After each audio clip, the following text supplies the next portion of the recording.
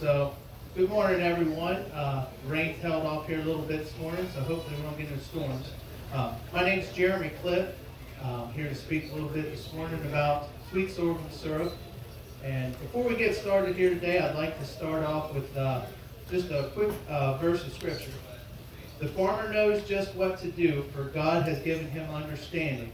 The Lord of heaven's armies is a wonderful teacher and gives him, the farmer, great wisdom. That's Isaiah chapter 28, 26, and 29. So good scripture for this morning. This is Mr. Steve Patterson. He's with the National Sweet Sorghum Producers and Processors Association. He's going to help me out here a little bit this morning. We've got some other people in the crowd here that did some sorghum, so we might refer to them for some questions when we get going here. Feel free to raise your hand at any point with any questions or comments or anything that you might want to add. This is real informal here, so we'll just have a good time here this morning. Has anyone here grown or processed sweet sorghum before? So there's a couple here. Well, good. That's really good. What is sweet sorghum? Sweet sorghum is any of the many varieties of sorghum grass whose stalks have a high sugar content. So grain sorghum is grown for the grain, the seed head, and then the sweet sorghum is grown for the stalk and mainly the juice that's within the stalk. The scientific name is pretty simple, sorghum bicolor.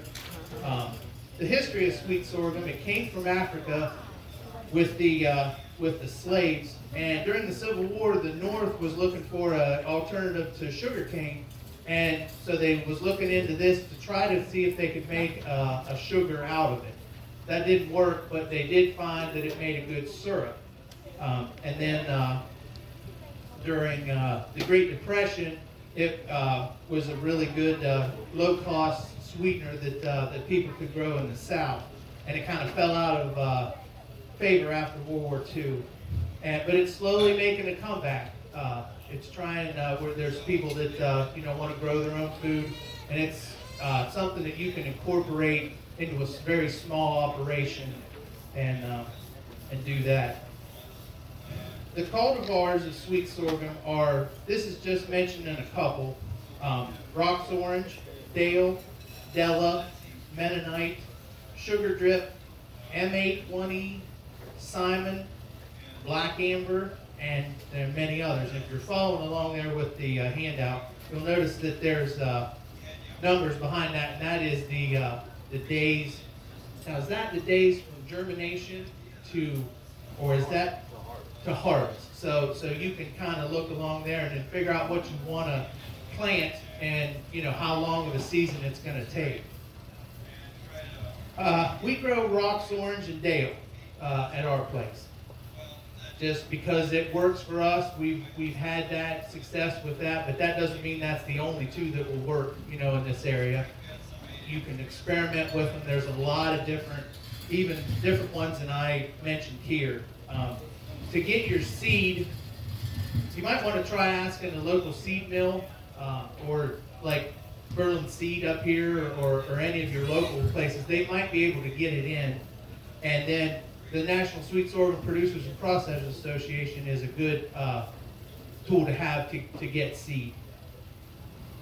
If all else fails, if you're looking for seed, contact me. I can help get you seed, and my name and contact information is at the back of this handout. This seed is a one-time investment. Once you buy it once, then you pretty much have it, the whole, if you want to grow that cultivar, you have it for as long as you want to.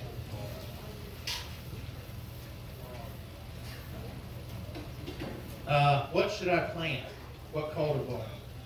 Just experiment. My suggestion, if you're local, would be to start with those two, the Rock's Orange and the Dale, but you certainly wouldn't have to start with that. Most sweet sorghum cultivars are non-hybrid, non-GMO, and open-pollinated. And the reason I put most there is I think there is a few that they've grown for biofuels that's GMO, but if you're doing like what we do, you would never run into those. Is that correct? That they're open pollinated? So growing sweet sorghum. Loam and sandy loam soils are ideal, but most of Ohio's soils will grow pretty good cane. They're kind of looking for a soil pH of 6.0 to 6.5, but that's just a kind of a suggestion there. Just remember, you know, everything we eat comes from the soil, whether it's plant matter or vegetable matter. So when you grow your soil, you're growing yourself, basically. Sorghum doesn't like wet feet. It's a very drought tolerant crop, and it obviously needs moisture to grow, but it doesn't like to stay wet. So when you go to plant it, pick a spot that drains well. Soils very high in organic matter are thought to have a detrimental effect on the soil quality. So your best ground on your homestead or your farm isn't the best place for your sorghum. Now it needs, you know, good nutrient, but if you've got really black soil with a lot of organic matter in, plant something else there. That wouldn't be a good spot for sorghum. It would be a better spot for something else. So that's kind of an advantage with sorghum. Planting dates for Ohio are generally the 15th of May to June 1st. And again, that's just kind of a suggestion. You can kind of tweak that compared to what you want to, when you want to harvest. So if you know you have something big, a big event in the fall, you can kind of count back to figure out when you're going to plant your sorghum, because then you can figure out when you're going to harvest it. You'll need to plant accordingly to the variety that you choose, and of course it's like about everything else, you plant after danger of frost. Sweet sorghum takes roughly 85 to 90 days from the time you plant it to the time that it gets into the soft dough stage. We'll get into that just a little bit more. You plant about 1 inch deep. That's a general rule of thumb. 36 to 40 inch row spacing makes cultivating and harvesting easier. Planting at 3 to 4 seeds per linear foot and thinning to 2 to 3 plants per linear foot is another general rule of thumb. When to thin. So if you plant a little too thick, like I always do, then you'll need to thin. You won't want to wait too long, because the neighboring stalk that you're going to leave, you don't want to really disturb their roots. So once you kind of figure out, once it gets good and germinated, that's the best time to thin.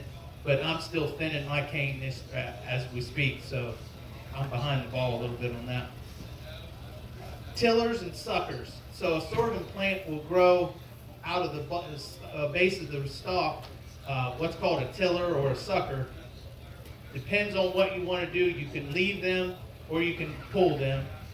I did both, and the only benefit I found of pulling them was when you harvest them, you just don't have that little tiller coming up, and when you're swinging the cane knife, it's a lot easier to harvest.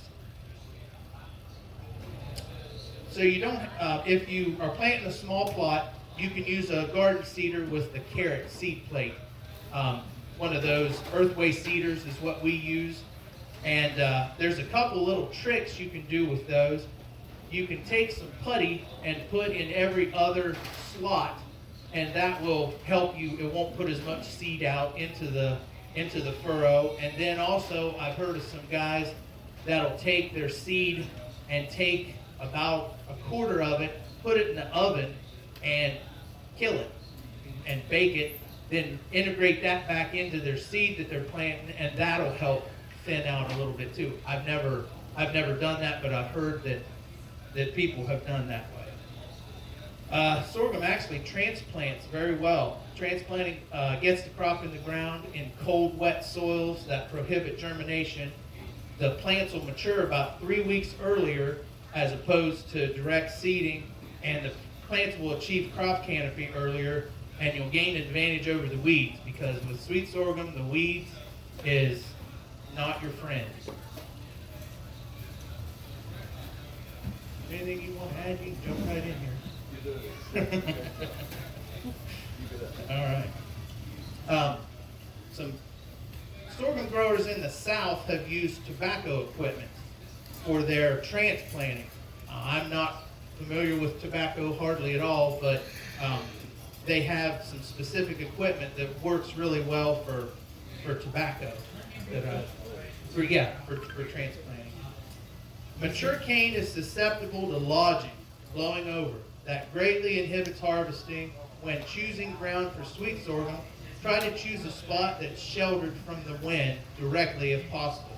Now, no spot on your place is not going to receive any wind, but when I was picking my spot to plant my cane, it's stuck back up kind of behind a hill, and it helps with the lodging greatly. Some cultivars are better against lodging than others. So when we grow Rox Orange, that's a smaller, more stout cane, and it doesn't lodge as bad as the Dale does. The Dale gets pretty tall. I think this picture here is of a Dale stalk, and you can see it gets pretty tall. So the taller it gets, the more top heavy it is, the more susceptible to lodging. And when it lodges and blows over, especially if it's early in the season, the cane will continue to grow. So not only do you have cane that's on the ground that you're trying to harvest with a cane knife, but now it's curved. So when you go to try to stick it in the mill, it's a lot harder to take the leaves off. It's a lot harder to mill. So you'll want to try to avoid lodging, but in the end, you really can't do a whole lot to prevent it. The raw juice yields vary greatly depending on the weather, the growing conditions, the soil fertility, and the variety planted. So when you grow sweet sorghum, there's all kinds of factors, and you just never know how your finished product's going to be until you start cooking down. The three main diseases in sweet sorghum are leaf anthracnose, stalk red rot, and maize dwarf mosaic. The only thing that I've ever seen in about a decade of growing cane is the anthracnose, and it was very minimal and didn't affect yield at all. But the further you go south, I believe, is where you get into the more diseases. And it's just about like anything else you plant. Some varieties are more resistant to that. I assume Dale and Rox Orange must have some resistance built into it. And then the sugar cane aphid is the most destructive pest in sweet sorghum syrup, but thankfully, in this part of Ohio at least, we don't really have a population of pests, the sugar cane aphid. So it really receives very little insect pressure. And our native mammals, groundhogs, rabbits, deer, coon, they really stay away from it too. So there's not a lot of disease pressure, there's not a lot of insect pressure, and the critters stay out of it. So there's really, I don't know of hardly anything else you can plant in Ohio that everything kind of leaves it alone. Weeding and cultivating is the most important thing until you achieve crop canopy. Once you get up crop canopy, then you're good to go. But keeping ahead of it, we don't want to spray anything on it, obviously, and so just your old-fashioned cultivating, that kind of works into what we're doing here, is really what you need to do. The sweet sorghum is ready to be processed when the Brix reaches 15.5 to 16.5 using a Brix hydrometer or a sugar refractometer. That's the technical way of doing it. The old-fashioned way of doing it is to take a seed from the plant, put it in your palm, break it in half with your thumb, and if the contents resemble soft bread dough, that's when it's ready. That's the old-fashioned way of doing it, and we'll get into some of the stages here. The stages for the maturity of the seed are early flowering, late flowering, early milk, late milk, soft dough, hard dough, and ripe. So you want to process your cane when it's in that soft dough stage. It's number 7 on your chart here. It may be advantageous to delay the milling for 3 to 5 days after the harvest. So what happens there is the stalks will lose some water, and the natural enzymes will invert more of the sucrose, and it'll make your syrup less likely to crystallize. we'll get into that a little bit later too. Cooking off will be easier, and you can dry the stalks in the field or on a wagon. If you do, just lay them out evenly. Is that how you guys dried your stalks? We stack no more than 2.5 feet high on the trailer. Put the trailer under cover so the sun Yeah. don't shine on it. Yeah. Yep. Yeah, you want to keep it out of the sun and out of the rain. But if the temperature gets much over 50 degrees, you will over invert the sucrose sugar and your syrup will be as thin as water. So you have to experiment to figure out how long to let it lay. Okay. So about 3 to 5 days, would you say that's? I have let it lay 7, but the temperature didn't get above 40 degrees. I have let it lay one day at 80 degrees and lost all my sucrose sugar. Wow. Okay. That's good information. I didn't know that. Sucrose, I'm gonna get to you. Sucrose is made out of glucose and fructose, and with acid off the stalk, warm temperature, and a yeast, it'll convert in less than 12 hours in high temperature. You want to keep your cane pretty clean. You're not eating the cane directly, but you're eating the contents inside. And we was using our mill years ago with a horse, and no one cleaned up the manure in the circle where the horse was going, and then someone drug a cane through the manure, so we had to stop and say, nope, throw that one away. We don't want to eat that one. So you just, kind of keep your cane clean, because like I said, you're not eating it directly, but you do want to keep it clean. A hard killing frost will ruin your cane. If a hard killing frost is forecasted, harvest the cane immediately and place under roof where temperatures will remain above 32 degrees. We ran into a light frost before, but we've never had ours standing in the field with a hard killing frost. The old timers, they kind of say a light frost will improve the flavor of it. I don't know if that's true, but it does seem to. When you strip the leaves can be removed from the cane with a narrow wooden paddle, a de-leafing pole, or a cane knife. When standing in the field, cane can be processed with the leaves intact, but the leaves should be allowed to wither and dry a few days before processing to minimize the juice from being carried across the leaf and out of the catch basin. Now, I've seen some folks harvest and just run it right through with the seed head removed, but I don't know if I would specifically do that. Have you ever milled with green leaf? It works. Oh, it did? But you have to be careful settling it. You have to bring the juice, and the best way to settle it is to preheat it. You have a container preheated about 160 degrees, hold it at 140 and let it sit all night. The skimmers will come to the top and the headers will go to the bottom. Your juice will look like iced tea. And when you go in your pan, you're going into 140 degrees instead of air temperature for a cook bag. But if you use leaves, you have to have an extra step to clear out the juice. Gotcha. Or you can use Moringa oleifera. That is a plant that's from India. It's a health food. You can put it in there and it'll settle clear your juice. I'm not going to take a quick. No, that you jump right in. This is one of the tools we use to take the leaves off. It's just a wooden stick, and then it's 2 pieces of bandsaw blade that's kind of curved at the top, and you just run them down the stalk, and that does a pretty fair job of taking the leaves off. You can use the back of your cane knife to take them off. This is just an old cane knife that we use to harvest our stuff. To take the head off, the deheading, seed heads can be removed in the field or removed once the cane is harvested and laying horizontal. Seed heads being saved for the next season planting should be left growing until the ripe stage is achieved. Thresh and clean the seeds once the seed head is dry and store as you would any other seed. Okay, gotcha. Hurry up. The seeds not used for next season's crop makes an excellent livestock feed. They can be milled for flour and even popped into tiny hull-less popcorn. So if you're really thinking about it, the whole plant really could be used.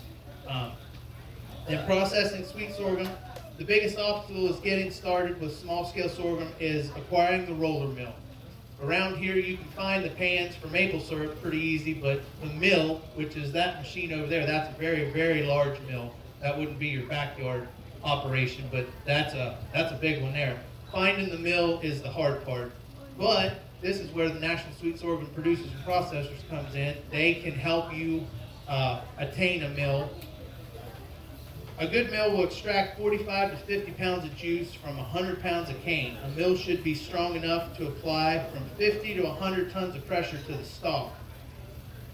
When fabricating a sweep for an old mill, so if you have an old horse-powered mill that you find and you want to rehab it, my suggestion would be to use a soft wood, because you'd rather break the sweep than you would break the equipment. You can always, sweeps are easy to replace, but breaking that old equipment is harder to fix than anything.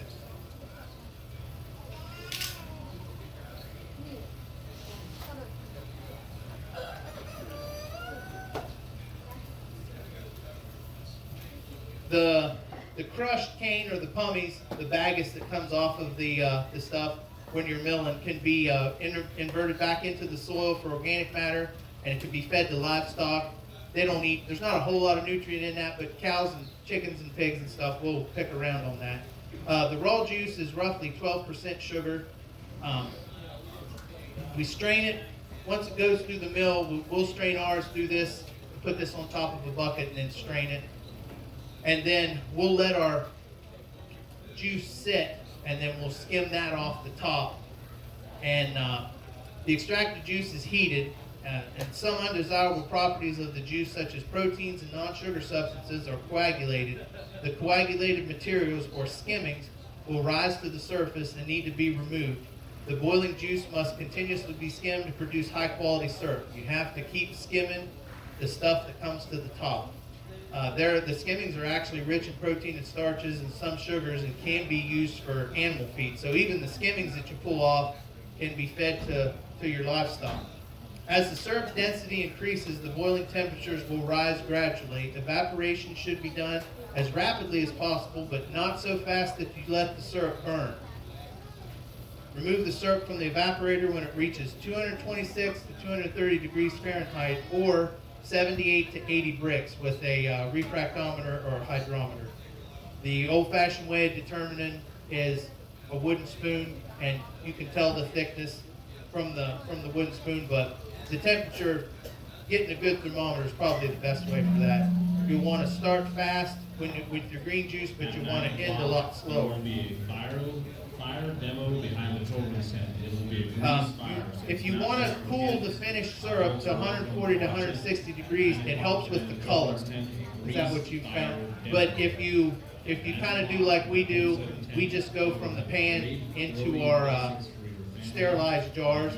It kind of continues to cook, and it'll get a little black, but it doesn't really affect the flavor hardly at all. Maintaining habitat for nature, like Fryburg. Also at 9, we will have a timber wall. The two problems with the syrup is the gelling and the crystallization. Depending on the growing season and variety of cane grown, sorghum will occasionally gel, which is cooked to be the required sugar concentration. Gelling results from higher than normal amounts of starch in the raw juice and is usually associated with over-mature sorghum. Handling starch in the juice is often the most difficult problem in producing consistently high-quality syrup. Starch is easily scorched in the cooking, and it darkens the syrup. It gives it an off flavor. It's when the juice is boiled. The starch thickens the way it does when you use to thicken like a gravy or a pie. Crystallization is another problem. We will be having another cheaper demo. The crystallized syrup is usable, but it can be reconstituted like honey, but some of the quality is lost. Natural enzymes can be purchased to help prevent crystallization. I think they're called amylase and amylase, but that's kind of a more advanced. Time use sales, lane values. Okay, gotcha. The use of sweet sorghum. Now you've got it grown and you've got it processed. Now what are you going to do with it? The sweet sorghum makes a fine table syrup, and it can be used in any recipe as a substitute for brown sugar. It's the most nutrient dense of all the home produced sweeteners, with maple syrup, honey, and then the sorghum. And then if you're looking at your paper here, you can read the composition of it. And that, would you have anything to add? Yes. Okay. You've got about 6 minutes. Okay. Okay. So, is there any questions? Anybody got any questions? Okay, I'm going to turn this over. I have found in 30 years of making sorghum syrup that you learn this art, you can't be taught it. Okay? You're going to have to burn some syrup, you're going to have to make some sand, you're going to have to make some thick. And the National Sweet Sorghum Producers Process Association, Mr. Ross, are you a charter member? Were you a charter member? We have a charter member with us, and he's been making syrup now 40 years, maybe? He's the association. I tell people that this book is on the New York bestseller list and will soon be nominated for a Pulitzer Prize. And everybody laughs when I say that. Last year we did not have a meeting. We put together this book. It covers what he said. It's got pictures, a very good reference. I would ask if you had a space of sorghum syrup and suggest that you join us. There's an application right here and my business card if you want to get in touch with me. You can get a copy of this book. You'll get a quarterly newsletter. For those people who like to adorn themselves, you get a couple of lapel pins. You get a directory. We have about 200, and we're right at 300 members. You'll find that any member of this organization will stop what they're doing and talk to you forever about problems you encounter. Very helpful group of people. We have an annual meeting in February each year. Lord willing, we'll be meeting in Pigeon Forge, Tennessee, the last Friday and Saturday in February next year. We'll have a whole host of presenters talking on various topics. And I ask, encourage you, if you just make a certain church, join us. Mr. Ross, you have anything you need to ask? Everything's fine? Okay.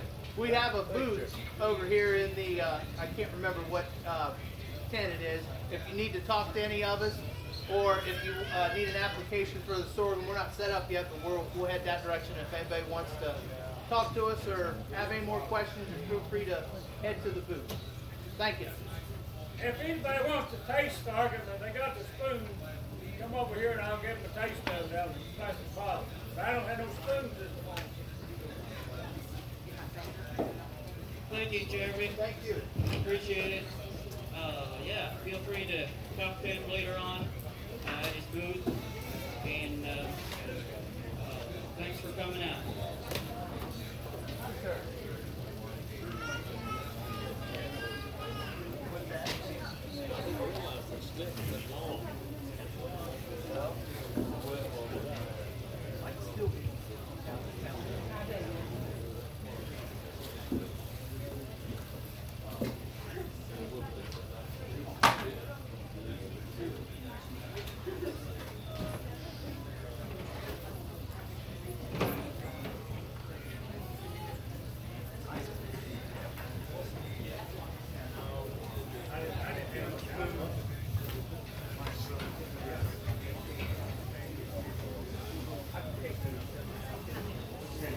Andy and Rosie Miller, your son Wendell, is at the information booth looking for you. Andy and Rosie Miller.